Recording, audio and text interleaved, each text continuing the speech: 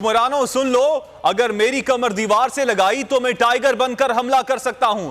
عمران خان کی حکومت کو وارننگ۔ بہاولپور جلسے سے خطاب میں کہا، میری قوم کا ضمیر جاگ چکا ہے، اب لوٹوں کے دن ختم ہو گئے ہیں، ثابت کروں گا کہ زرداری مافیا کے خلاف سندھ کے عوام بھی میرے ساتھ ہیں۔ عمران خان کے شفاف انتخابات کا مطالبہ ایک بار پھر دہرایا گیا، کہا سیاسی استحکام سے معیشت آگے بڑھے گی۔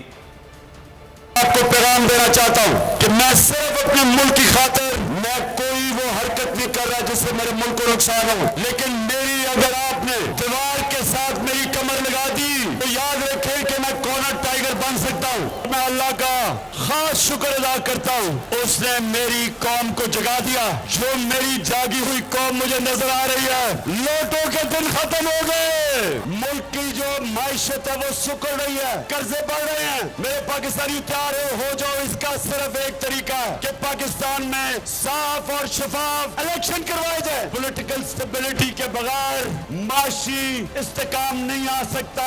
جب ہم نے اپنے لوگوں کو مہنگائی سے بچایا کیونکہ ہم نے ٹیکس زیادہ اکٹھا کیا، ہم نے ان سے لوگوں کے اوپر کم بوجھ ڈالا۔ 17 سال کے بعد یہ قوم ہماری معیشت ترقی کر رہی تھی، کورونا کے باوجود جو ٹیکس اکٹھا کر رہے تھے، پاکستان کی تاریخ میں ریکارڈ ٹیکس اکٹھا کیا، جس کی وجہ سے میں نے پیٹرول کی اور فضل الرحمان کی قیمت نیچے رکھی۔ ہمارے زمانے میں تیل 103 سے 115 ڈالر پہ بکا عالمی منڈی میں، اور ہم نے پیٹرول کی قیمت 150 روپے لیٹر رکھی، فضل الرحمان کی قیمت 145 روپے لیٹر رکھی۔ ہمارے دور میں بجلی 18 روپے یونٹ، آج 36 روپے یونٹ، ٹیکس ملا کے 50 روپے یونٹ۔ انہوں نے پروپیگنڈا کیا، سازش کی کہ بہت مہنگائی تھی۔ آج پاکستان کی تاریخ میں کبھی اتنی مہنگائی نہیں ہوئی جو 4 مہینے میں ہوئی ہے۔ کس لیے آئے تھے؟